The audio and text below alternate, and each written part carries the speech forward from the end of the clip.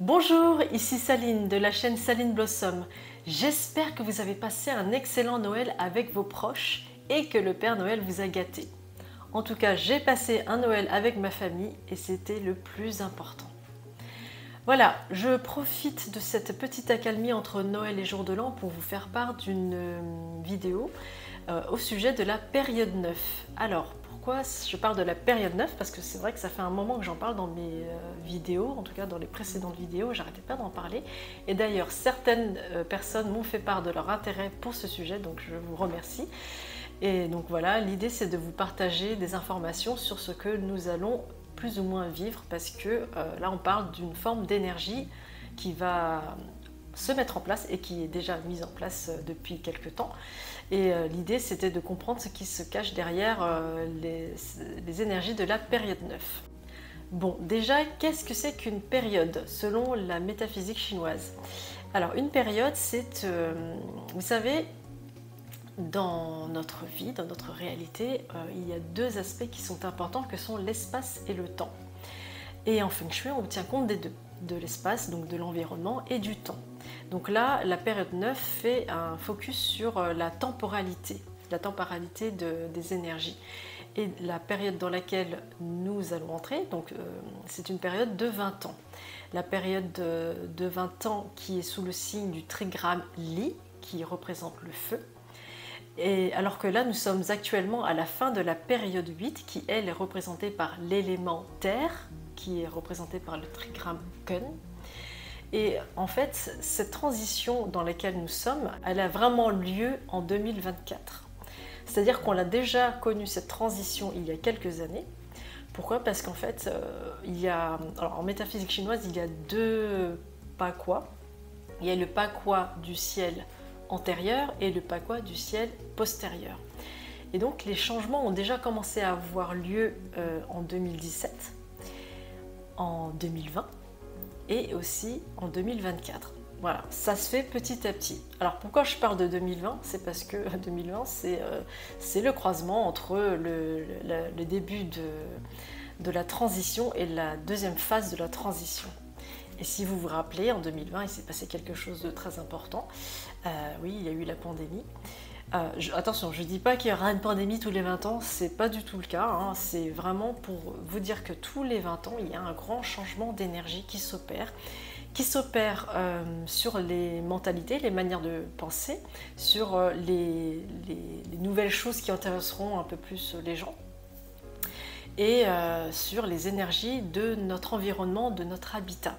Le Feng Shui, vous savez que ça parle de Qi, le Qi qu'on appelle également le souffle vital. Donc c'est une énergie qui circule dans notre environnement et dont nous avons des interactions puisque nous sommes influencés. Et oui, qu'on le veuille ou non, nous sommes influencés par notre environnement.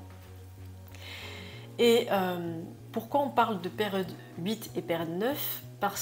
C'est parce qu'en fait le Qi, donc l'énergie vitale, va changer, elle va se transformer.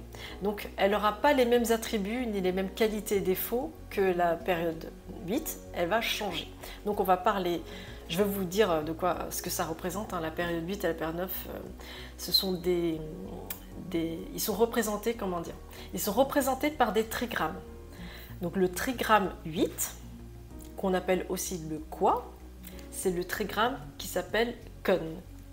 Kun, ça représente la terre, la montagne, la stabilité, le mental, le contrôle, l'autorité, le passage à l'action.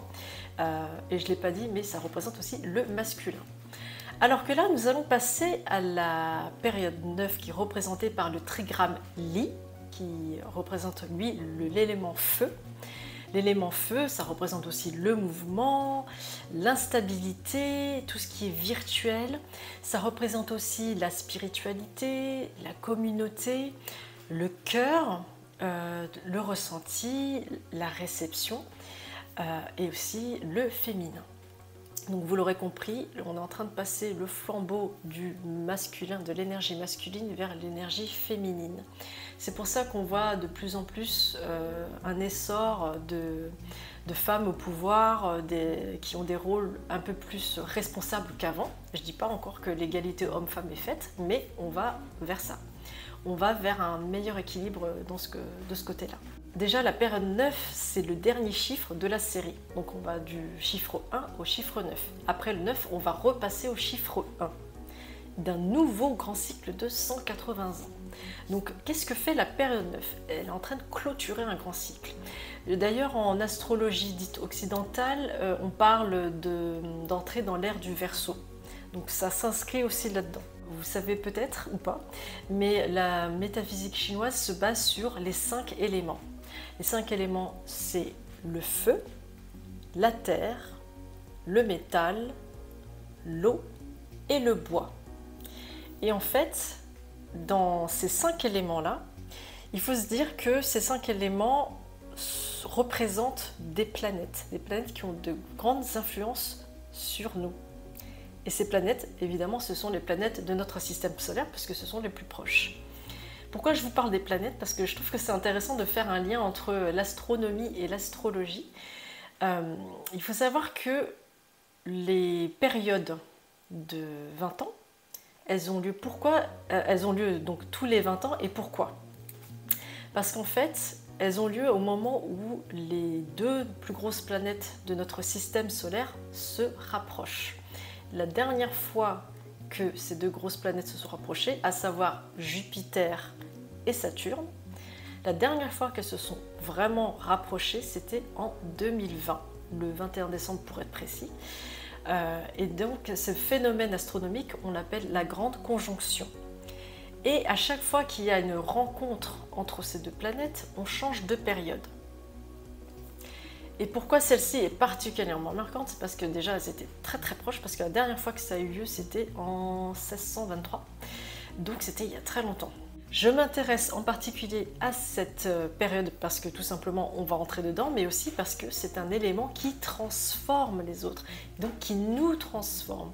Et ça augure de grands changements dans les 20 prochaines années, de grands changements, de grandes avancées technologiques, de grands progrès, surtout au niveau conscience. Et donc s'il y a de grands changements, ça veut dire que le système dans lequel nous sommes ne va pas durer tel qu'il est. Il va être déconstruit. On va comme si j'avais une pâte à modeler, voilà, hop, je refais tout ça, puis je reconstruis quelque chose de nouveau. Donc la période 9, c'est cette transition qui va nous permettre d'aller un peu plus loin, donc vers le nouveau cycle de 180 ans. Bon, ça c'est dans 20 ans, c'est dans longtemps, mais c'est pour dire que voilà, la grosse phase de transformation, c'est cette période dans laquelle nous sommes. Et d'ailleurs, on utilise souvent l'image du phénix qui renaît de ses cendres, parce que c'est un peu ça. Le phénix, représente l'élément feu, et ça représente le changement, le bouleversement, mais aussi la renaissance de quelque chose qui a pris fin. Et donc là, c'est la période 8 qui est en train de prendre fin. C'est la manière dont nous fonctionnons, dont nous portons toute notre attention qui va changer, qui va se transformer. Et l'idée, c'est de nous aider, c'est tous ces changements nous aident à ouvrir les yeux, à se transformer. Par exemple, l'année prochaine, bon, ça a déjà commencé, hein, mais on va avoir de plus en plus marre d'avoir ces injustices se faire, et ça va réveiller de plus en plus nos consciences. Voilà.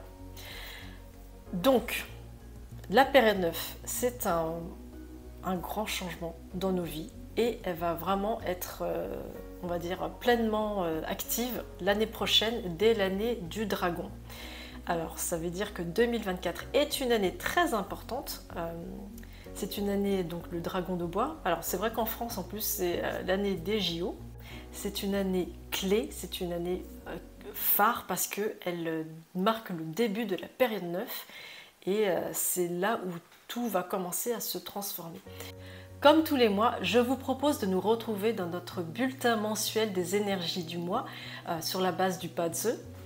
Mais la nouveauté, c'est que je vous propose pour la première fois un webinaire pour l'année qui arrive. Je trouve que c'est important de parler de l'année du dragon de bois qui arrive parce que déjà c'est une nouvelle année, donc c'est bien de parler des nouvelles énergies qui entrent en action, mais c'est surtout la première année de la période 9, cette période qui va nous marquer au moins sur les 20 prochaines années.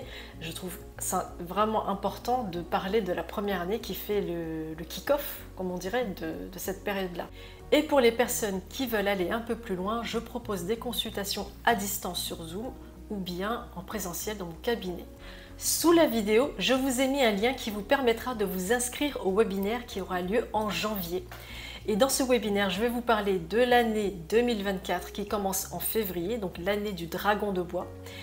Et pour les personnes qui se seront inscrites, vous pourrez suivre avec vos propres pas de ceux les énergies et les interactions qu'il y aura entre les animaux et l'énergie de l'année.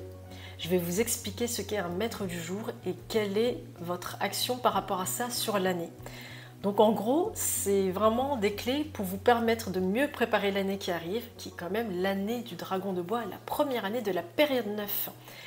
J'espère vous y voir nombreux. En tout cas, je vous souhaite de passer d'excellentes vacances avec vos proches et une très belle année en perspective. À bientôt! Merci de m'avoir écouté.